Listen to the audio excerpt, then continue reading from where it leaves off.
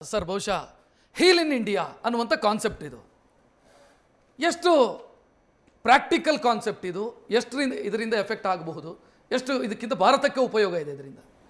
So ಇದು overall ನಾವು ಯೋಚನೆ ಮಾಡೋದು ಒಂದು ಇಂಡಸ್ಟ್ರಿ ಸೆಕ್ಟರ್ಗೆ ಹೆಂಗೆ ಹೆಲ್ಪ್ ಆಗುತ್ತೆ ಅಂತ. ಈ ಕಾನ್ಸೆಪ್ಟ್ ಒಂದು ಫಸ್ಟ್ ಏವಿಯೇಷನಿಂದ ಸ್ಟಾರ್ಟ್ ಆಗುತ್ತೆ. ಏವಿಯೇಷನಿಂದ ಬಂದಮೇಲೆ ನೆಕ್ಸ್ಟು ಹಾಸ್ಪಿಟಲ್ಸ್ ಆಗಲಿ ವೆಲ್ನೆಸ್ ಆಗಲಿ ಈಗ ಆ್ಯಸ್ ಇಟ್ ಈಸ್ ಇದೆ. ಮೋಸ್ಟ್ ಆಫ್ ನನಗೆ ಗೊತ್ತಿದಂಗೆ ಒಂದು root canal treatment as seen people coming from Europe to India.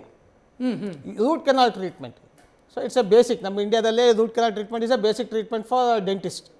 ಅದಕ್ಕೂ ಯುರೋಪಿಂದ ಬಂದರೆ ನಾವು ಅಷ್ಟು ಕ್ವಾಲಿಟಿ ಇದೆ, ಕ್ವಾಂಟಿಟಿ ಇದೆ, ಎರಡೂ ಸಿಗುತ್ತೆ. ಅಂದರೆ ನಾವು ವರ್ಕಬಲ್ ಇದೆ ಒಂದು. ಇನ್ನೊಂದೇನಿದೆ, ಅದಕ್ಕೆ ಹೋಟ್ಲ್ ಇಂಡಸ್ಟ್ರಿಗೆ ಹೆಲ್ಪ್ ಆಗುತ್ತೆ. So it's A multiple effect. ಈ ಕೆಲವು ಮಾಡೋದ್ರಿಂದ ಮಲ್ಟಿಪಲ್ ಎಫೆಕ್ಟ್ ಇದೆ. ಪ್ಲಸ್ ನೀವು ಹೇಳ್ದಂಗೆ ಉಡಾನ್ ಸ್ಕೀಮ್ ಬೇರೆ ಹೊಸದಾಗಿ ಇಂಟ್ರೊಡಕ್ಷನ್ ಮಾಡ್ತಾರೆ. 200 ಉಡಾನ್ ಸ್ಕೀಮಲ್ಲಿ ಬರ್ತವೆ ಅಂತ ಬಜೆಟಲ್ಲಿ ಪ್ರಪೋಸ್ ಮಾಡ್ಯಾರೆ. It my takes 2-3 years. ಒಂದು ಏರ್ಪೋರ್ಟ್ ಬಂದರೆ ದೆರ್ ಈಸ್ ಎ ಚಾನ್ಸಸ್. ನನಗೆ ಗೊತ್ತಿದಂಗೆ ಹುಬ್ಳಿ ಏರ್ಪೋರ್ಟ್ ಬಂದಾಗ ಯಾರು ಇಲ್ಲಿ ಓಡಾಡ್ತು ಹುಬ್ಳಿ ಅಂತ. ಈ ಹುಬ್ಳಿಯಿಂದ ಎಲ್ಲ ಕಡೆ ಫ್ಲೈಟ್ ಇದೆ, ಎಲ್ಲ ಫ್ಲೈಟು ಫುಲ್ ಹೋಗುತ್ತೆ. ಹುಬ್ಳಿ ಟು ಡೆಲ್ಲಿ ಹೋಗುತ್ತೆ, ಫ್ಲೈಟ್ ಫುಲ್ ಹೋಗುತ್ತೆ. ಸರ್ ಕಾರ್ಗೋಗೆ ನಿಮಗೆ ಅದಕ್ಕಿಂತ ಉಪಯೋಗ ಆಗಿದೆಯಾ? ಹುಬ್ಳಿ ಈ ಉಡಾನ್ ಸ್ಕೀಮಿಂದ ಕಾರ್ಗೋ ಈಗ ನಿಮಗೆ ಇಲ್ಲ, ಅದು ದಯಸ ಸೆಕೆಂಡ್ ಅಲ್ಲೇನಾಗಿದೆ, ಹುಬ್ಳಿ ಧಾರವಾಡಲ್ಲಿ ಒಂದು FMCGದು ಒಂದು ಕ್ಲಸ್ಟರ್ ಬಂದಿದೆ. ಆ ಕ್ಲಸ್ಟರ್ ಉಪಯೋಗಿಸ್ಕೊಂಡು ಇದರಿಂದ ಹೊರಗಡೆ ಹೋಗೋಕ್ಕೆ there is a chances. But export ಆದರೆ ಇನ್ನೂ ಕಮ್ಮಿ ಆಗುತ್ತೆ. ಬಟ್ ಇನ್ನು ನನ್ನ ನನಗಿರೋ ನಾಲೆಜಲ್ಲಿ ಇನ್ನೂ ಅಷ್ಟೊಂದು ಹೆಲ್ಪ್ ಆಗಿಲ್ಲ. But there is a chances. ಏನಾಗ್ತದೆ, ಮುಂಚೆ ಹುಬ್ಳಿಯಿಂದ ಬ್ಯಾಂಗ್ಳೂರಿಗೆ ಬಂದು ಇಲ್ಲಿಂದ ಫ್ಲೈ ಆಗಬೇಕಾಗಿತ್ತು. ಈಗ ಅಟ್ಲೀಸ್ಟ್ ಹುಬ್ಳಿಯಿಂದನೇ ಡೈರೆಕ್ಟ್ ಫ್ಲೈ ಮಾಡೋಕ್ಕೆ ಒಂದು ಚಾನ್ಸಸ್ ಇರುತ್ತೆ. ಸರ್ ನಾನು ನಿಮ್ಮನ್ನು ಕೇಳ್ತೀನಿ, ಬಹುಶಃ ನಾರ್ತ್ ಈಸ್ಟ್ ಕಡೆಗೆ ಉಡಾನ್ ಕಾನ್ಸಂಟ್ರೇಟ್ ಮಾಡ್ತಾ ಇದ್ದಾರೆ. ನಾರ್ತ್ ಈಸ್ಟ್ ದೊಡ್ಡ ಪ್ರಾಬ್ಲಮ್ ಅಂತಂದರೆ ರೋಡ್ ಕನೆಕ್ಟಿವಿಟಿ. ಅಲ್ಲಿನ ರೋಡ್ ಯಾವಾಗ ಹಾಳಾಗತ್ತೆ, ಯಾವಾಗ ಕೈ ಕೊಡುತ್ತೆ, ವಾರಗಟ್ಟಲೆ ರೋಡ್ ಕ್ಲೋಸ್ ಆಗಿರುತ್ತೆ. ಪಾಪ ಪೆಟ್ರೋಲ್ ಸಿಗದಂಥ ಸ್ಥಿತಿ, ಬೇಸಿಕ್ ಥಿಂಗ್ಸ್ ಸಿಗದಂಥ ಸ್ಥಿತಿ ನಿರ್ಮಾಣ ಆಗುತ್ತೆ. ಸೊ ಇದರಿಂದ ಯಾವ ರೀತಿ ಹೆಲ್ಪ್ ಆಗುತ್ತೆ ಅಂದರೆ ಹೆಲಿಪ್ಯಾಡ್ಗಳನ್ನು ಮಾಡ್ತೀವಿ, ಸಣ್ಣ ಸಣ್ಣ ಏರ್ಪೋರ್ಟ್ಗಳನ್ನು ಮಾಡ್ತೀವಿ ಅಂತ. ಸರ್ ಒಂದು ಲಾಜಿಸ್ಟಿಕ್ಸ್ ಇಂಪ್ರೂವ್ ಆಗುತ್ತೆ. ಎರಡನೇದು as soon as you flight ಇದ್ದ ತಕ್ಷಣ, ಈಗ ನಮ್ಗೆ ಯಾಕೆ ಮೈಸೂರಲ್ಲಿ ಒಂದು ಏರ್ಪೋರ್ಟ್ ಇರಬೇಕು, ಬೆಂಗಳೂರಲ್ಲಿ ಹತ್ತಿರ ಇರಬೇಕು ಇದ್ರೂ ಕೂಡ ಅಂದರೆ, ಒಂದು ಏರ್ಪೋರ್ಟ್ ಬಂದ ತಕ್ಷಣ ಅದ್ರ ಸುತ್ತಲೂ ತುಂಬ ಎಕಾನಮಿ ಬರುತ್ತೆ, ಇಂಡಸ್ಟ್ರಿಯಲ್ಲಿ ಕಾನ್ಫಿಡೆನ್ಸ್ ಜಾಸ್ತಿ ಆಗುತ್ತೆ, ಜನ ಹೋಗಿ ಬರೋದು ಈಸಿ ಆಗುತ್ತಲ್ಲ ಸರ್. ಈಗ ನಾನೊಂದು ನಾರ್ತ್ ಈಸ್ಟಲ್ಲಿ ಈಗ ಫ್ಲೈಟ್ ಇದೆ ಅಂದರೆ ಅಲ್ಲೋಗೊಂದು ಕಂಪ್ನಿ ಸೆಟಪ್ ಮಾಡ್ತೀನಿ, ಅಲ್ಲೊಂದು ಫ್ಯಾಕ್ಟ್ರಿ ಅಥವಾ ಯಾವುದೋ ಒಂದು ಸಾಫ್ಟ್ವೇರ್ ಕಂಪ್ನಿ ಮಾಡ್ತೀನಿ ಅಂದ್ಕೊಳ್ಳಿ, ಓಡಾಡೋದಕ್ಕೆ ಈಸಿ ಆಗುತ್ತಲ್ಲ. ಆದ್ದರಿಂದ ನಿಮ್ಮ ಏರ್ಪೋರ್ಟ್ ಹಾಕೋದು is directly relates to the kind of economic growth you can achieve in a place. ಎಲ್ಲಿ ಏರ್ಪೋರ್ಟ್ ಇಲ್ವೋ ಅಲ್ಲಿ ಎಕನಾಮಿಕ್ ಗ್ರೋತ್ ಆಗಲ್ಲ ಅನ್ನೋದು ಸಿದ್ಧವಾಗಿರೋಂತಕ್ಕಂಥ ವಿಷಯ. ಆ ಪರ್ಸ್ಪೆಕ್ಟಿವ್ ಇಂದ ತುಂಬ ಒಳ್ಳೆಯದಿದ್ದು. ಏರ್ಪೋರ್ಟ್ಸ್ ಅಂದರೆ ಕೇವಲ ಜನರನ್ನ ಸಾಗಾಣಿಕೆ ಮಾಡುವಂಥದ್ದು ಆಗಬಾರ್ದು, ಕಾರ್ಗೋ ಇಂಪ್ರೂವ್ ಆಗಬೇಕು.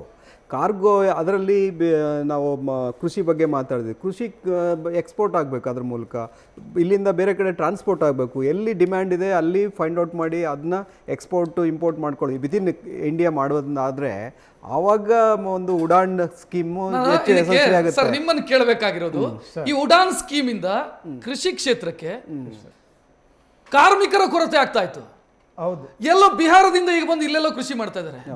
ಇಲ್ಲೆಲ್ಲ ಭತ್ತದ ಬೆಳೆ ಮಾಡೋದಕ್ಕೆ ಬಿಹಾರದಿಂದ ಕಾರ್ಮಿಕರನ್ನು ತರಿಸ್ತಾರೆ. ಹೆಲ್ಪ್ ಆಗ್ತಿದೆಯಾ, ಹಾಳಾಗ್ತಿದೆಯಾ ಇದು? ಮಂಡ್ಯ ಜಾಗರಿಯಲ್ಲಿ ಬಿಹಾರ್ ವರ್ಕರ್ಸು, ಕಾಫಿ ತೋಟದಲ್ಲಿ ಅಸ್ಸಾಂ ವರ್ಕರ್ಸು, ಪೌಲ್ಟ್ರಿಯಲ್ಲಿ ಅಸ್ಸಾಂ ವರ್ಕರ್ಸು, ಸೌತಲ್ಲಿ ನಾರ್ತ್ ವೇಜಸ್ ಎಲ್ಲಿ ಕಡಿಮೆ ಇದ್ರೆ ಎಲ್ಲಿ ಜಾಸ್ತಿ ಇದ್ರೆ ಇಲ್ಲಿ ಮೂವ್ಮೆಂಟ್. ತಮಿಳುನಾಡು ಪೆಟ್ರೋಲ್ ಬಂಕ್ ಅಲ್ಲಿ ಬರೀ ನಾರ್ತ್ ಈಸ್ಟ್ ಜನಗಳಿದ್ದಾರೆ. ಅದು ತಮಿಳುನಾಡಲ್ಲಿ ನೀವು ಹಿಂದಿ ಮಾತಾಡೋದು ಇರ್ತಾರೆ sir. That is quite. But ಒಂದು ಪ್ರಶ್ನೆ ಸೇರಿಸಿ ಉತ್ತರ ಕೊಡಿ. ಅಗ್ರಿಕಲ್ಚರ್ ಇದರಿಂದ ಫಿನಾನ್ಷಿಯಲಿ ಹೆಲ್ಪ್ ಆಗುತ್ತೆ, ಸಾಮಾಜಿಕವಾಗಿ ಎಫೆಕ್ಟ್ ಆಗುತ್ತಾ? ಸಾಮಾಜಿಕವಾಗಿ ಪ್ರಾಬ್ಲಮ್ ಲಾಂಗ್ ರನ್ನಲ್ಲಿ ಆಗುವಂಥ ನಾವು ಕೃಷ್ಣರಾಜ್ ಅವರು ಐಸಾಕ್ನವರು ಅವ್ರು ಹೇಳ್ಬೇಕು social impact. But over all ಅಗ್ರಿಕಲ್ಚರ್ಗೆ ಇದು ಪೂರಕ ಸಪೋರ್ಟ್ ಆಗುತ್ತೆ. ಬಟ್ ನಾರ್ತ್ ಈಸ್ಟರ್ನಲ್ಲಿ ಈ ಥರ ಡೆವಲಪ್ಮೆಂಟ್ ಮಾಡದೇ ಇರೋದು ಸಸ್ಟೈನಬಲ್ ಡೆವಲಪ್ಮೆಂಟ್ ಗ್ರೋತ್, ಅದನ್ನ ಹಂಗೆ ಬಿಟ್ಟರೆ ಬೆಟ್ರು. ದೇಶಕ್ಕೆ ಒಂದು ಕಡೆ ಆದ್ರೂ ಸಸ್ಟೈನಬಲ್ ನ್ಯಾಚುರಲ್ ಫಾರ್ಮಿಂಗ್ ಅನುಕೂಲ ಆಗುತ್ತೆ. ಅವ್ರು ಏನೇ ಇದ್ದರೂ commercialisation, denudation of forest rest of the India ಇರಲಿ, ಅದನ್ನು ಟಚ್ ಮಾಡಿದ್ರೆ ಏನಾದರೂ ಎಂಪ್ಲಾಯ್ಮೆಂಟ್. ಸೊಸೈಟಿ ಬಗ್ಗೆ ಮಾತಾಡಿದ್ರಿ, ಒಳ್ಳೆ ಪ್ರಶ್ನೆ ಕೇಳಿದ್ರಿ. Unpolluting better. Thank you sir. ಈಗ ಸೊಸೈಟಿ ಹೇಗೆ ಪರಿವರ್ತನೆ ಆಗ್ತಾ ಇದೆ ಅಂತಂದರೆ, ಈಗ ಸದರ್ನ್ ಸ್ಟೇಟ್ಸು ಫಾರ್ ಎಕ್ಸಾಂಪಲ್, ಇಲ್ಲಿ ಎಜುಕೇಷನಲ್ ಇನ್ಸ್ಟಿಟ್ಯೂಟ್ಸು ತುಂಬ ಇದೆ, ಮತ್ತು ಡೆಲ್ಲಿನಲ್ಲೂ ಇದೆ.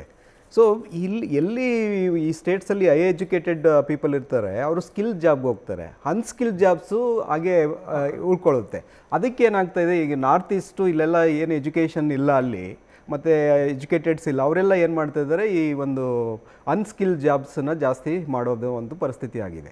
ಸೊ ಅದರಿಂದ ಇದು ಸೋಷಿಯಲಿ ಒಂದು ರೀತಿ ಮೊಬಿಲಿಟಿಗೆ ಅಥವಾ ಮೈಗ್ರೇಷನ್ಗೆ ಸಪೋರ್ಟ್ ಮಾಡಿದ್ರೆ, ಇನ್ನೊಂದು ರೀತಿ people are creating value for themselves. ಅವ್ರಿಗೆ ಕೆಲಸ ಇಲ್ಲ ಅಂತಲ್ಲ, ಕೆಲಸ ಅವ್ರಿಗೆ ಆ ಒಂದು ಜಾಬ್ ಸಿಗ್ತಾ ಇಲ್ಲ, ಸ್ಕಿಲ್ ಜಾಬ್ ಸಿಗ್ತಾ ಇಲ್ಲ.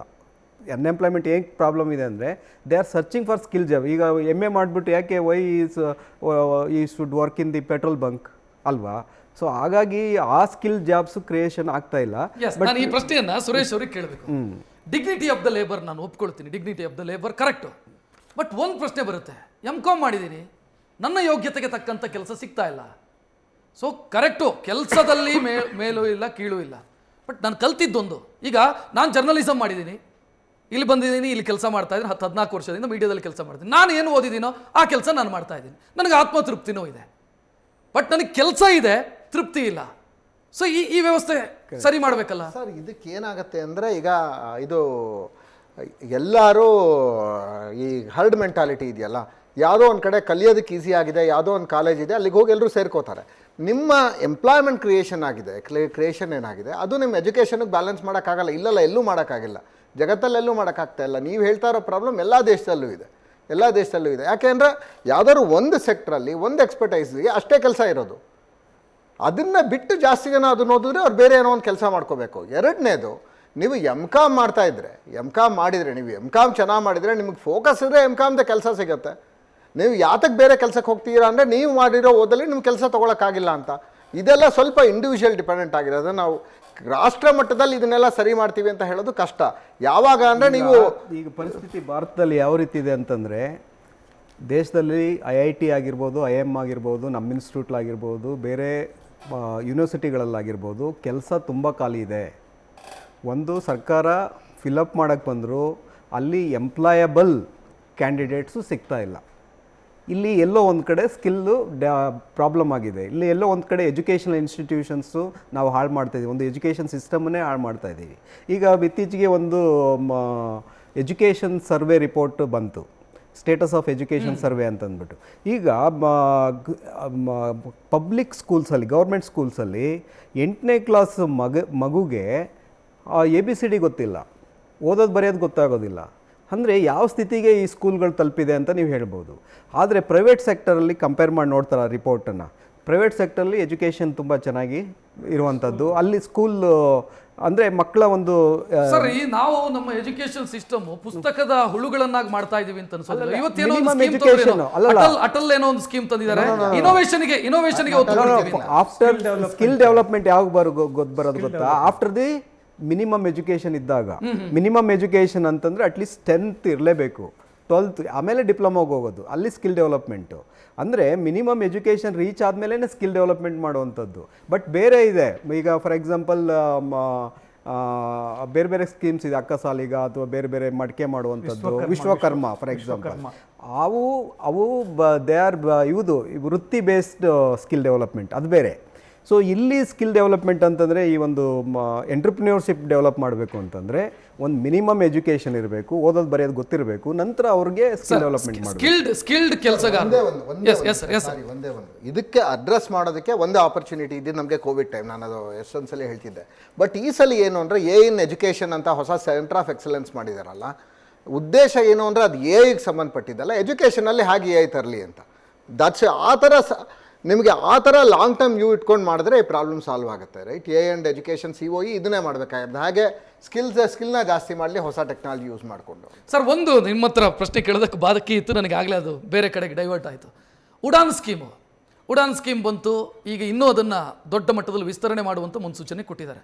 ಟ್ಯಾಕ್ಸ್ ಜನ್ರೇಷನ್ಗೆ ಸರ್ಕಾರಕ್ಕೆ ಯಾವ ರೀತಿ ಹೆಲ್ಪ್ ಆಗುತ್ತೆ? ಎಲ್ಲ ತಜ್ಞರು ಹೇಳ್ದಂಗೆ ಅಲ್ಲಿ ಇನ್ವೆಸ್ಟ್ಮೆಂಟು ಶುರು ಆಗುತ್ತೆ. ಮೊಬಿಲಿಟಿ ಯಾವಾಗ ಶುರುವಾಗುತ್ತೆ, ಎಕನಾಮಿಕ್ ಡೆವಲಪ್ಮೆಂಟ್ ಅಲ್ಲಿ ಖಂಡಿತ ಶುರುವಾಗುತ್ತೆ ಅನ್ನೋದು ನಾನು ನುಡಿ. ಅದು ಮೊದಲೆಲ್ಲ ಈ ಹೈವೇ ಎಲ್ಲ ಅಟಲ್ ಬಿಹಾರಿ ವಾಜಪೇಯಿ ಅವ್ರು ಬಂದಾಗ ಎಲ್ಲ ಹೈವೇಗಳು ಎಲ್ಲ ತಂದ್ರಲ್ಲ, ಎಲ್ಲ ಕಡೆ ಡೆವಲಪ್ಮೆಂಟ್, ಸಾಗರ್ಮಾಲಾ ಪ್ರಾಜೆಕ್ಟ್ ಅದೇ ರೀತಿ ನೀವು ಉಡಾನ್ನಲ್ಲೂ ಅಷ್ಟೇ, ಯಾವಾಗ ಮೊಬಿಲಿಟಿ ಜಾಸ್ತಿ ಆಗುತ್ತೆ, ಜನ ಓಡಾಡೋಕ್ಕೆ ಶುರು ಮಾಡ್ತಾರೆ, ಅದಕ್ಕೆ ಇನ್ವೆಸ್ಟ್ಮೆಂಟ್ ಬರುತ್ತೆ, ಸ್ಕಿಲ್ಲಲ್ಲಿ ಹೋಗುತ್ತೆ, ಲೋಕಲ್ ಡೆವಲಪ್ಮೆಂಟ್ ಆಗುತ್ತೆ ಸುತ್ತಮುತ್ತ ಎಲ್ಲ. ಹಾಗಾಗಿ ಉಡಾನ್ದು ಸರ್ವತೋಮುಖ ಏಳಿಗೆಗೆ ಒಂದು ಕಾಂಟ್ರಿಬ್ಯೂಷನ್ ಮಾಡುತ್ತೆ ಖಂಡಿತ ಮಾಡುತ್ತೆ. ಬಟ್ ಒಂದು sir, Suresh sir, correct, Udan ಯೋಜನೆಯ ಅಡಿಯಲ್ಲಿ ನಾವು ಕನೆಕ್ಟಿವಿಟಿ ಜಾಸ್ತಿ ಮಾಡ್ತಾ ಇದ್ದೀವಿ. ಪ್ರೈಸ್ನ ವಿಚಾರಕ್ಕೆ ಬಂದರೆ ನಮಗೆ ಅಲ್ಲಿ ನಿರಾಸೆ ಕಾಣಿಸುತ್ತೆ. ಐ ಥಿಂಕ್ ಅದನ್ನು ನನಗೆ ಗೊತ್ತಿಲ್ಲ, ರೈಟ್. ಒಂದು ಏನಂದರೆ ಪ್ರೈಸ್ ಕಂಟ್ರೋಲ್ ಬಗ್ಗೆ, if someone wants to critic this budget, ಹೇಳಿದ್ನಲ್ಲ, ಒಂದು ಪಾರ್ಟಿಸಿಪೇಷನ್ ಆಫ್ ಇನ್ವೆಸ್ಟರ್ಸ್ ಇಂದ ಪ್ರೈವೇಟ್ ಇನ್ವೆಸ್ಟರ್ಸ್, ಒಂದು ಇನ್ಸ್ಟಿಟ್ಯೂಷನಲ್ ಇನ್ವೆಸ್ಟರ್ಸು, ಎರಡನೇ ಪ್ರೈಸ್ ಕಂಟ್ರೋಲ್ ಬಗ್ಗೆ ನನಗೇನೋ ಕ್ಲಾರಿಟಿ ಸಿಕ್ಕಿಲ್ಲ. ಎಲ್ಲಿವರೆಗೆ ಅಂತಂದರೆ ಸರ್, ನಾನು ನಿಮ್ಮ ಗಮನಕ್ಕೆ ತರ್ತೀನಿ. ಮೊನ್ನೆ ಪ್ರಹ್ಲಾದ್ ಜೋಶಿ ಮಾತಾಡಬೇಕಾಯ್ತು, ಏರ್ ಟಿಕೆಟ್ ಪ್ರೈಸನ್ನು ಕಡಿಮೆ ಮಾಡಿ ಸಿಕ್ಕಾಪಟ್ಟೆ ಏರಿಸಿದ್ದೀರಿ. ಕರೆಕ್ಟ್. ಉಡಾನ್ ಸ್ಕೀಮಲ್ಲಿ ಇರೋದೇ, ಉಡಾನ್ ಸ್ಕೀಮ್ ಏನಿದೆ, ಉಡಾನ್ ಸ್ಕೀಮಲ್ಲಿ they give a discount for the ಇದು ಫ್ಲೈಟ್ ಇದು industry, airline industry, so that price cap will be come down ಅಂತ. ಅದಕ್ಕೋಸ್ಕರ ಉಡಾನ್ ಸ್ಕೀಮ್ ಮಾಡೋದು. ಉಡಾನ್ ಸ್ಕೀಮಲ್ಲಿ ಯಾವುದೇ ಏರ್ಪೋರ್ಟ್ ಆದರೂ ನಿಮ್ಗೆ ಸಪೋಸ್ ಒಂದು 5,000 ರೂಪಾಯಿ ಇದ್ದರೆ ಗೌರ್ಮೆಂಟ್ ವಿಲ್ ಸಬ್ಸಿಡೈಸ್ ಇಟ್, ಅವಾಗ ನಿಮ್ಗೆ 3,000 ರೂಪಾಯಿ ಟಿಕೆಟ್ ಸಿಗುತ್ತೆ. ಅದಕ್ಕೋಸ್ಕರ ಉಡಾನ್ ಸ್ಕೀಮಲ್ಲಿ ಏರ್ಪೋರ್ಟ್ ಏನಾಗುತ್ತೆ ಅಲ್ಲಿ ಕಮ್ಮಿ ರೇಟಿಗೆ ಅಂದರೆ ಫ್ಲೈಟ್ ಸಿಗುತ್ತೆ ಅಂತ, ವೈಬಲಿಟಿ ಫಂಡಿಂಗ್ ಅಂತ ಅದು ಒಂದು 5 ವರ್ಷ 10 ವರ್ಷಕ್ಕೆ ಕೊಡ್ತಾರೆ. ಆಮೇಲೆ ಈಗ ಸಪೋಸ್ ನಮ್ಮ ಶಿವಮೊಗ್ಗದ ಇಟ್ಸ್ ಅಂಡರ್ ಉಡಾನ್ ಸ್ಕೀಮ್ ಅಲ್ಲಿ ಆಯಿತು. ಈಗ ಅಲ್ಲಿ 2 ಫ್ಲೈಟ್ ಓಡಾಡ್ತಾ ಇದೆ. ಈಗಾಗಲೇ ಫಸ್ಟ್ 1 ಫ್ಲೈಟ್ ಬಿಟ್ಟರು, ಈಗಾಗಲೇ 3 ಫ್ಲೈಟ್ ಇದೆ.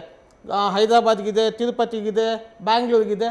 ಸೊ ಸ್ಲೋಲಿ ಒಂದು ಸಸ್ಟೈನ್ ಆದ ತಕ್ಷಣ they remove the cap. Sir, ಒಂದು ಕೃಷ್ಣರಾಜ್ ಅವರು ಪ್ರಸ್ತಾಪ ಮಾಡಿದರು, ಈಗ ಉದ್ಯಮಿಗಳಿಗೆ ಅದರಿಂದ ಅನುಕೂಲ ಆಗಬೇಕು ಅಂತಾದರೆ ಲಾಜಿಸ್ಟಿಕ್ಕು ಕೂಡ, ಗೂಡ್ಸು ಇದಕ್ಕೂ ಕೂಡ ಅವಕಾಶ ಅದು ಆಗುತ್ತೆ. ಈಗ ನಾನು ಶಿವಮೊಗ್ಗದ ಇಲ್ಲಿ ಟೇಕ್ ಸೆಂಟ್ರಿ ಕ್ಯಾಶ್ ಶಿವಮೊಗ್ಗದಲ್ಲಿ ಏನಿದೆ ಇಂಡಸ್ಟ್ರಿ, ಅಲ್ಲಿದ ಇಂಡಸ್ಟ್ರಿ ಒಂದು ವೆಲ್ನೆಸ್ ನೀವೇನು ಹೇಳ್ತಿರಲ್ಲ, ನೆಕ್ಸ್ಟ್ ಶಿವಮೊಗ್ಗದಲ್ಲಿ they had a plan to develop ಇದು KDBಯಿಂದ ಡೆವಲಪ್ ಮಾಡಬೇಕಂತ ಇದ್ರು. ಯಾವುದೋ ಒಂದು ಇಂಡಸ್ಟ್ರಿಯಲ್ ಎಸ್ಟೇಟ್.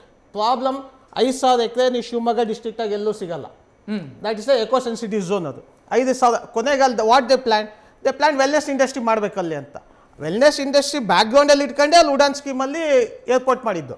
ಈಗ ಅಲ್ಲಿ ಏರ್ಪೋರ್ಟ್ ಆಗೋದ್ರಿಂದ ನೆಕ್ಸ್ಟ್ ಅಲ್ಲಿ ನಾವು ಯಾವುದೇ ಒಂದು ಬಜೆಟ್ ಯೋಚನೆ ಮಾಡಿದ್ದು, you should not think immediate ಇವತ್ತೇ ಆಗ್ಬಿಡುತ್ತೆ ಅಂತ. It's next 5 years plan, 10 years plan. ಅವಾಗ ಏನಾಯ್ತು, ನೆಕ್ಸ್ಟ್ ಉಡಾನ್ ಸ್ಕೀಮಲ್ಲಿ ನೆಕ್ಸ್ಟ್ ವೆಲ್ನೆಸ್ ಪ್ರೋಗ್ರಾಮಲ್ಲಿ ಸಬ್ಸಿಡೈಸ್ ಆಗಿ ಹಾಸ್ಪಿಟಲ್ಸ್ ಬರ್ತವೆ, ಮತ್ತು ಅದಕ್ಕೆ ಬೇಕಾದಂಥ ಆಯುರ್ವೇದಿಕ್ ಆಗಲಿ ಎಲ್ಲ ಥರ ಇಂಡಸ್ಟ್ರಿ ಸೆಕ್ಟರ್ ಡೆವಲಪ್ ಆಗುತ್ತೆ. ಸರ್, ರೆಡ್ಡಿ ಸರ್, ಬಹುಶಃ ನಾನು ಒಂದು ಪ್ರಶ್ನೆ ಆಗಲೇ ಅವರನ್ನು ಕೇಳಿದೆ. ಇದು ಎಂಪ್ಲಾಯ್ಮೆಂಟ್ ವಿಚಾರಕ್ಕೆ ಸಂಬಂಧಿಸಿ, dignity of the labour okay, but skilled ಸಿಗ್ತಾ ಇಲ್ಲ. ಕೃಷಿ ಕ್ಷೇತ್ರಕ್ಕೆ ಬಹಳ ದೊಡ್ಡ ಸಮಸ್ಯೆ. ಹೌದು. ಸ್ಕಿಲ್ಡ್ ಅನ್ನೋದಕ್ಕಿಂತ ಆಸಕ್ತರೇ ಸಿಗ್ತಾ ಇಲ್ಲ. ಏನು ಇದಕ್ಕೆ ಸರ್ಕಾರ ಅಂತೂ ಏನು ಮಾಡೋದಕ್ಕಾಗಲ್ಲ. ಏನು ಮಾಡ್ಬೋದು? ನೀವು ಕೃಷಿ ಮಾಡ್ರಪ್ಪ ಅಂತ ಹೆಂಗೆ ನೀವು ಅವರಿಗೆ ಪ್ರೋತ್ಸಾಹ ಕೊಡೋದಕ್ಕೆ ಸಾಧ್ಯ? ಸರ್, ಕೃಷಿಯಲ್ಲಿ MSc, AG, PhD, post doctoral ಮಾಡೋ ಬದಲು ಒಂದು 2 years ಸ್ಕಿಲ್ ಡೆವಲಪ್ಮೆಂಟ್ ಪ್ರೋಗ್ರಾಮ್ ಮಾಡಿ ಈ ಇಂಡಸ್ಟ್ರಿಗೆ MSMEಗೆ ನಿಮಗೆ ಕೊಟ್ಟರೆ, ಪರ್ಟಿಕ್ಯುಲರ್ಲಿ ನೀವೇನು ಅವ್ರಿಗೇನು ಫಸ್ಟ್ ಕ್ಲಾಸು ಗೋಲ್ಡ್ ಮೆಡಲ್ ಬೇಕಾಗಿಲ್ಲ ಸರ್. ಸೀಡ್ ಪ್ರೊಡಕ್ಷನಿಂದ ಹಿಡಿದು food processing, packaging, transportation, cold storage. Sir, ಇಲ್ಲಿ ಒಂದು ಪ್ರಶ್ನೆ ನಂದು, ನಾನು ತಪ್ಪಿದ್ರೆ ಕರೆಕ್ಟ್ ಮಾಡಿ. ಏನಂದರೆ, ನನ್ನ ತಾತ ಅದನ್ನೇ ಮಾಡ್ತಾ ಇದ್ದ, ನನ್ನ ತಂದೆನೂ ಅದನ್ನೇ ಮಾಡ್ತಾ ಇದ್ದಾನೆ, ನಾನು ಡಿಗ್ರಿ ಮಾಡಿ ಮತ್ತೆ ಅದಕ್ಕೆ ಹೋಗ್ಬೇಕಾ ನಾನು? ಈ ಮನಸ್ಥಿತಿ ಇದೆ. ಇದನ್ನ ಹೆಂಗೆ ಸರ್ ಮಾಡಿ? NEP ಇಂಪ್ಲಿಮೆಂಟ್ ಆದರೆ ಕರೆಕ್ಟ್, ನ್ಯಾಷನಲ್ ಎಜುಕೇಷನ್ ಪ್ರೋಗ್ರಾಮ್, ಈ ಪ್ರಾಬ್ಲಮ್ಗೆಲ್ಲ ಉತ್ತರ ಸಿಗುತ್ತೆ. ನೀವು ಸಾಫ್ಟ್ವೇರ್ ಯಾಕೆ ಹೋಗ್ತಾರೆ ಹುಡುಗರು? ಒಂದು ನಾಲೆಜ್, ಒಬ್ಬ ರೈತನ ಮಗ ಸಾಫ್ಟ್ವೇರ್ ಯಾಕೆ ಕಳಿಸ್ತಾನೆ?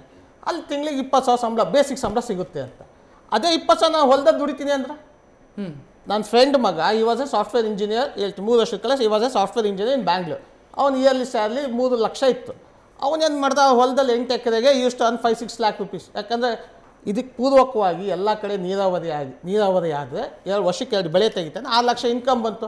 ಈ ಲೆಫ್ಟ್ ದ ಜಾಬ್, ಅವನೀಗ ಅಲ್ಲಿ ಒಂದು ಹಳ್ಳಿಯಲ್ಲಿ ಆರಾಮಾಗಿ ಕೃಷಿಕಾಗಿದ್ದಾನೆ. ಎಲ್ಲಿ ಲಾಭ ಇರುತ್ತೋ ಅಲ್ಲಿ ಕೆಲಸಗಾರರು ಹೋಗ್ತಾರೆ. Skill labours. ಸರ್, ಈಗ ಸರ್ ಹೇಳಿದಂಥ ಒಂದು ಎಕ್ಸಾಂಪಲನ್ನು ನಾನು ತೆಗೆದುಕೋತೀನಿ. ಒಬ್ಬ ವ್ಯಕ್ತಿ ಇಲ್ಲಿಂದ ಹೋಗ್ಬಿಟ್ಟ, ಊರಲ್ಲಿ 4 ಎಕರೆ ಜಮೀನಿದೆ, ಕೃಷಿ ಮಾಡ್ತೀನಿ ಅಂತ ಹೊರಟ ಉತ್ಸಾಹದಲ್ಲಿ ಕೆಲಸಗಾರರೇ ಸಿಗೋದಿಲ್ಲ. ಅವನೊಬ್ಬ ಅಂತೂ ಮಾಡೋದಕ್ಕೆ ಸಾಧ್ಯ ಇಲ್ಲ, ಕೆಲಸಗಾರರು ಬೇಕು, ಕೆಲಸಗಾರರು ಸಿಗೋದಿಲ್ಲ. ಹೋದ ಉತ್ಸಾಹ ಒಂದೇ ವರ್ಷಕ್ಕೆ ಬರಿದಾಗುತ್ತೆ. ಸೊ ಇದನ್ನ ಏನು ಮಾಡ್ತೀರಿ? Biggest challenge in agriculture is high cost of labour, non availability of labour, inefficiency and finally instability in prices. ಈ 4 ಇಶ್ಯೂಸು ಇಲ್ಲ. ಆ್ಯಡ್ ಮಾಡ್ತೀನಿ, ಮನ್ರೇಗ 70,000 ಕೋಟಿ ಕೊಡ್ತಾರೆ ಸರ್. ಯಾರಿಗೆ ಕೊಡ್ತಾರೆ MNREGA? It's a open secret. ಯಾವನು ಕೆಲಸ ಮಾಡಲ್ಲ, JCB ತೆಗೆದು ದುಡ್ಡು ಕೊಡೋದು, ಇಟ್ಸ್ ಎ ಓಪನ್ ಸೀಕ್ರೆಟ್. ಆಮೇಲೆ ನಾನು ಎಲ್ಲ ಕಡೆ ಇದು ಮಾಡ, ಅದೇ ಲೇಬರ್ಗೆ ವೈ ದಟ್ ಡೋಂಟ್ ಸಬ್ಸಿಡೈಸ್ ಯಾಕೆ ಮಾಡ್ಬೋದು? ಇಂಡಸ್ಟ್ರಿಗೆ ಸಬ್ಸಿಡೈಸ್ ಮಾಡ್ದಂಗೆ ಲೇಬರ್ ಸಬ್ಸಿಡೈಸ್ ಮಾಡಿಕೊಟ್ರೆ ನೀವು ಹೇಳಿದ್ರೆ ಆ ಶಾರ್ಟೇಜ್ ಬರೋದಿಲ್ಲ. ಅವಾಗ ಫ್ರೀ ಬೀಸ್ ಕೊಟ್ಟು ನೀವು ಹಳ್ಳಿಯಲ್ಲೋ ಕಟ್ಟೆ ಮೇಲೆ ಕುತ್ಕೊಳ್ಳೋ ಬದಲು ಅದೇ ಸಬ್ಸಿಡೀಸ್ ಅವನಿಗೆ ಕೊಟ್ಟರೆ ಹೊಲದಾಗ ಕೆಲಸ ಮಾಡಿಸ್ತಾನೆ. ಸರ್, ಬೆಂಗಳೂರಲ್ಲಿ ಸ್ಕಿಲ್ ಲೇಬರ್ ಸಿಗ್ತಾರೆ, ಹಳ್ಳಿಯಲ್ಲಿ ಸಿಗಲ್ಲ. ನೀವೊಂದು ಮನೆ ಕಟ್ಟಬೇಕಾ ಅಥವಾ ಅಟ್ಲೀಸ್ಟ್ ಬಂಡ್ ಹಾಕ್ಬೇಕಾ, ಬೆಂಗಳೂರಿಂದ ಕರ್ಕೊಂಡು ಹೋಗ್ಬೇಕು ನೀವು ಸ್ಕಿಲ್ ಲೇಬರ್ನ, ಹಳ್ಳಿಲಿ ಸಿಗಲ್ಲ, ಸಿಕ್ಕರೂ ಡಬಲ್ ದಿ ಕಾಸ್ಟ್ ಆಗುತ್ತೆ. ಹಳ್ಳಿಲಿ ಕನ್ಸ್ಟ್ರಕ್ಷನ್ ಕಾಸ್ಟು ಸಿಟಿಗಿಂತ ಜಾಸ್ತಿ ಇದೆ ಎಷ್ಟೊಂದು ಕಡೆ. ಇಲ್ಲಿ ಆಲ್ ಮೆಟೀರಿಯಲ್ ಇಲ್ಲಿಂದ ಹೋಗಬೇಕು, ಸ್ಕಿಲ್ ಲೇಬರ್ ಇಲ್ಲಿಂದ ಹೋಗಬೇಕು. ಸ್ವಲ್ಪ ಸ್ಕಿಲ್ ಲೇಬರು ನಮ್ಮವರು ಸಿಗಲ್ಲ, ನೀವು ಬಿಹಾರದಿಂದ ಫ್ಲೈಟ್ ಟಿಕೆಟ್ ಮಾಡಿ ಕಳಿಸ್ಬೇಕು. Urban rural divide, digital divide ಜೊತೆಗೆ ಗ್ರೋತ್ ಡಿವೈಡ್ ಇದೆ. It needs separate debate. ಅಂದರೆ ಈ ದೇಶದಲ್ಲಿ ಎಂಟರ್ಪ್ರಿನರ್ಶಿಪ್ ಡೆವಲಪ್ ಮಾಡಬೇಕೇ ಹೊರತು ಬರೀ ಕೆಲಸ ಕೊಡ್ತೀವಿ ಅಂತಂದರೆ ಆಗೋದಿಲ್ಲ. ಅದಕ್ಕೆ ಎಂಟರ್ಪ್ರಿನರ್ಶಿಪ್ ಹೇಗೆ ಡೆವಲಪ್ ಮಾಡೋದು ಅಂತಂದರೆ, ಈಗ ಎಜುಕೇಷನ್ ಸೆಕ್ಟರ್ ತಗೊಳ್ಳೋಣ. ಎಜುಕೇಷನಲ್ಲಿ PhD ಮಾಡೋರಿಗೆ 5 ವರ್ಷ ಫೆಲೋಶಿಪ್ ಕೊಡ್ತಾರೆ. 5 ವರ್ಷ ಫೆಲೋಶಿಪ್ ಕೊಟ್ಟಾಗ ಈ will be trained as A skilled professor ಅಥವಾ ಸ್ಕಿಲ್ಡ್ ರಿಸರ್ಚರ್ ಆಗ್ತಾರೆ. ಅದೇ ರೀತಿ ಇಂಡಸ್ಟ್ರಿಯಲಿಸ್ಟ್ಗೂ ಕೂಡ 5 ಇಯರ್ಸು ಅವರು ಕಂಟಿನ್ಯೂಸ್ ಆಗಿ ಸಪೋರ್ಟ್ ಮಾಡಬೇಕು. ನ್ಯೂಸ್ ಫಸ್ಟ್, ನಿರ್ಭೀತಿಯಿಂದ ನಿಮ್ಮ ಪರವಾಗಿ.